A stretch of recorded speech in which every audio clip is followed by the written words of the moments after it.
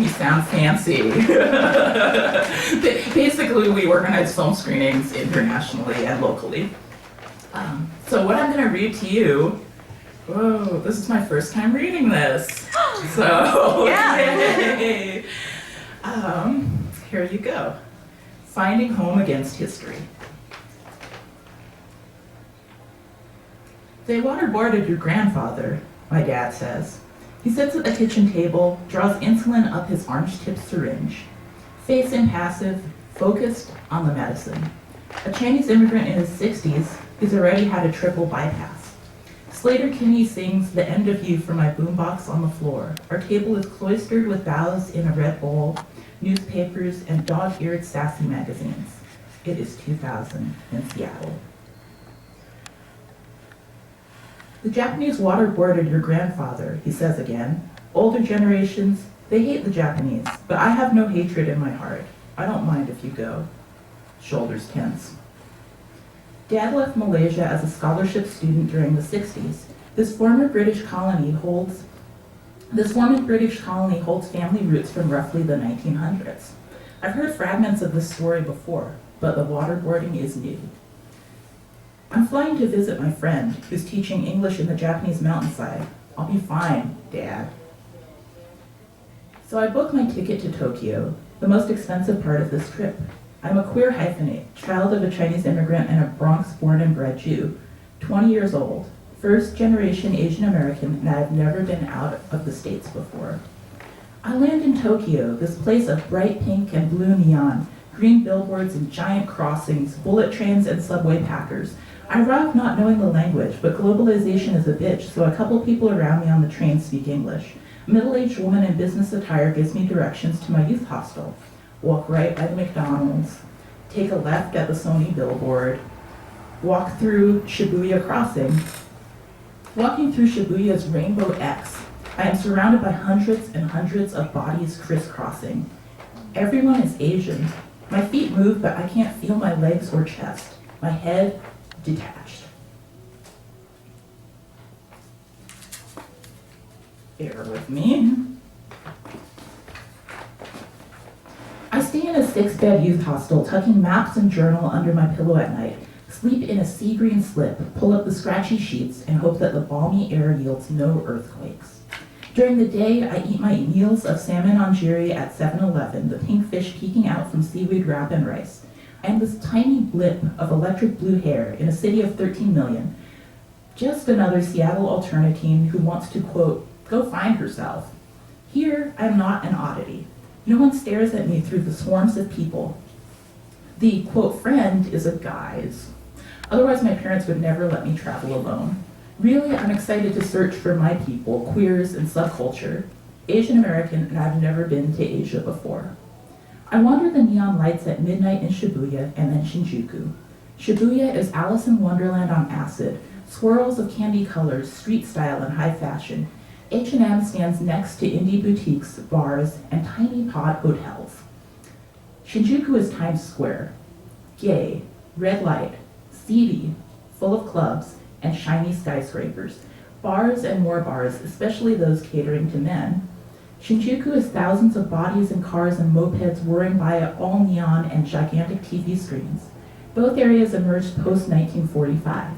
Tokyo air raids destroyed more than 90% of these areas, killed hundreds of thousands of people, and displaced 1 million. Before the atomic bomb, Japan occupied Southeast Asia. World War II, the Japanese army maimed and murdered with bayonets and guns, mass graves, and slow starvation. The war across Southeast Asia killed between 6 to 10 million people. This is the Holocaust no one talks about, my dad says. My family lived in a relocation camp in Malaysia during the war, 1941 to 1945. We are Hakka, the guest people. My family was lucky because no one died.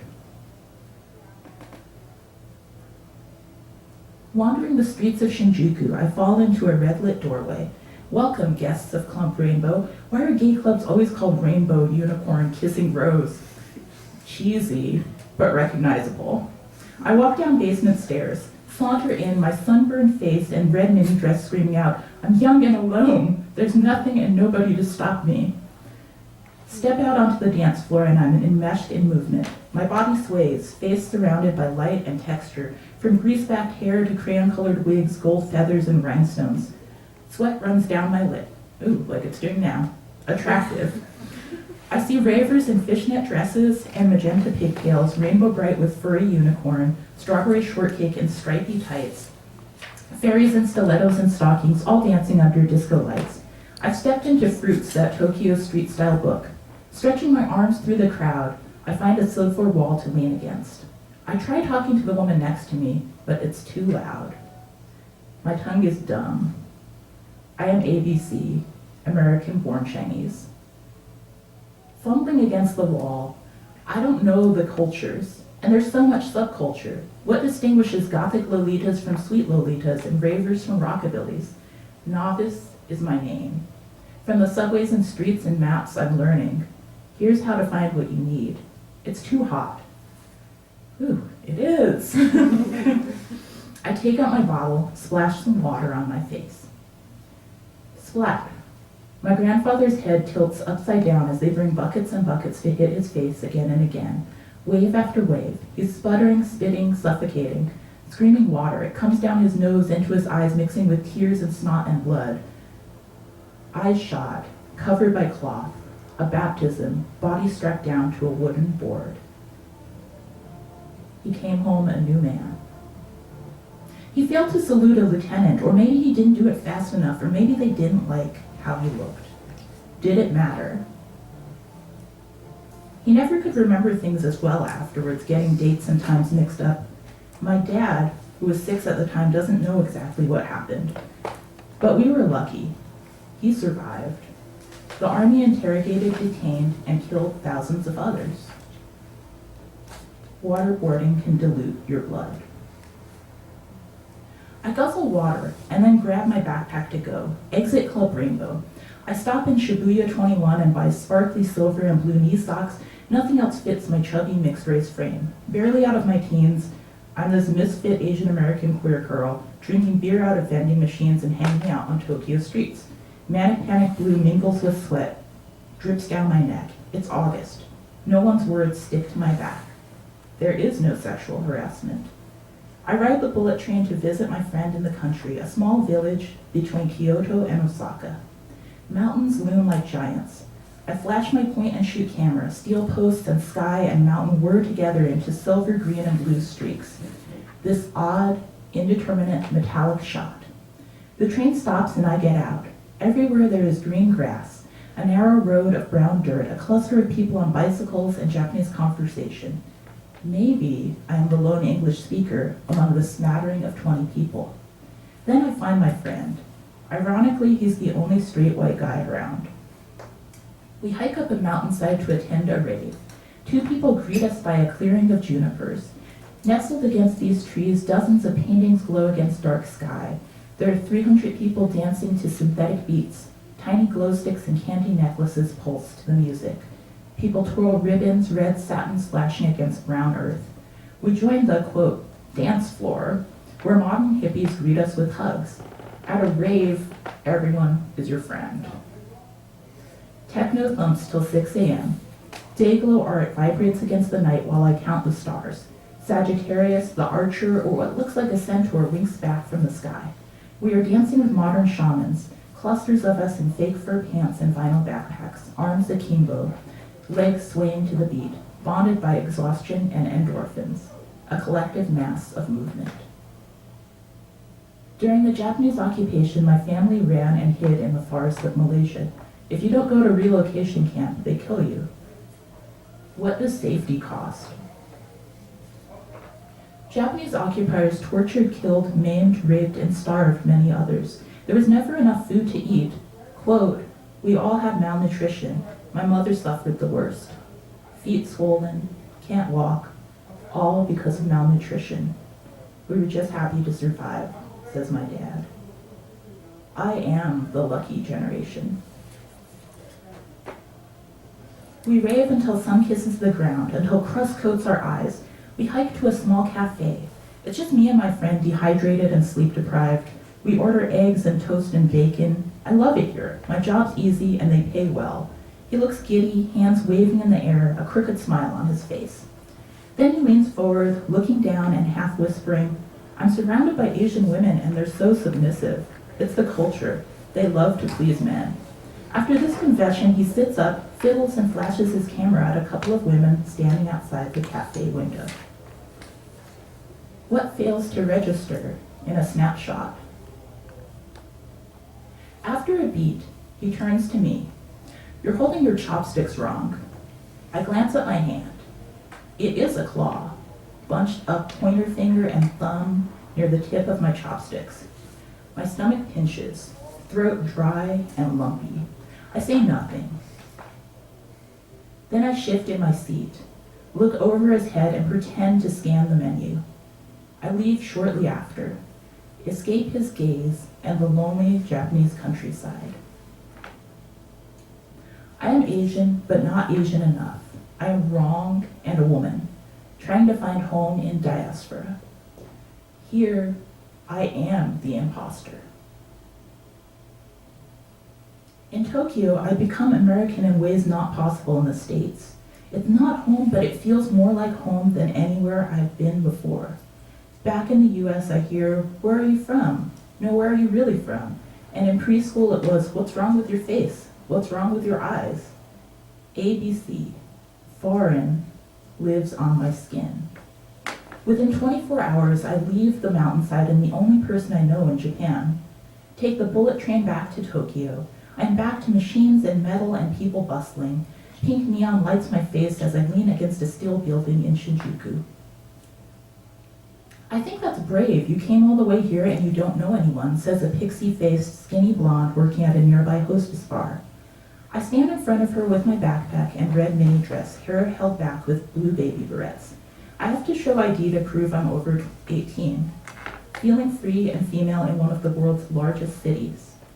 No one can sell you that feeling. At 23, she's an older woman. We chat and exchange phone numbers. We're both strangers. She's from Berlin and I'm from Seattle. Young women, what price is our safety? We're not supposed to walk solo, feel the kiss of night air and recount the stars while dancing till 6 a.m. with strangers. We're not supposed to wander 5,000 miles from home traveling alone. The night is not ours. Adventure is not ours to claim.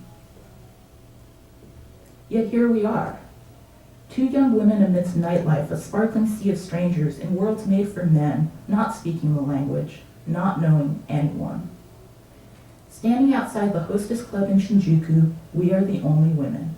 We are the only female travelers. Cleave through what we know of home and homeland.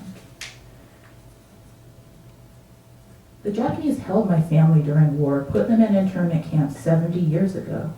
How can I wander around and feel free for 10 days in Tokyo? Freedom. It's so tired, so cliche, so freedom fries. I don't mean it like yoga woman with arms outstretched, a commercial sun salutation where ocean meets sands. This is not running through fields of red poppies, young white women twirling gauzy gowns, faces thrown back in ecstasy. It can't be contained in a stock image. Instead, it's messy, contradictory, like when you're at the doctor and they can't find your pulse, but duh, you're of course alive. Veins beat, pound rhythm against your skin. Or you look down at city lights and become a tiny striking match in this constellation of people. You drive in the rain, car almost crashing into a 16-wheeler, but you don't die drenched by waves of water. It's a queer sense of belonging and possibility to be this tiny light in a city of 13 million, in a country of 125 million, and in a continent of 4.3 billion. Phew. My last day in Japan, I walked past silver trains, kaleidoscope billboards, wander small against the giant crowds. With the sound of Japanese pop and scooters humming along, daylight turns into night, and then it's 2 a.m. The ground rumbles, so I lean against a tree. Gonna find home. I'm just another Asian American queer girl dreaming. Did I really think I could be like Kerouac, looking for, quote, girls' visions and everything? Poor me, college student traveling to Tokyo while my aunt, mom's best friend, is 65 and working 3 jobs in South Brooklyn. I am a tiny figure with a backpack, lit by fluorescent billboards. The ground quakes, new cement on top of centuries-old dirt. I stumble for a few minutes and then find the street back to my hostel. The room is dark, packed with sleeping bodies. I sit on my bunk bed, breathe quietly amongst the 6 guests. I'm a tourist in Tokyo and a foreigner in the States. Asia for the Asians. That was the Japanese occupation slogan. Somehow, I am finding home against history. Thank you.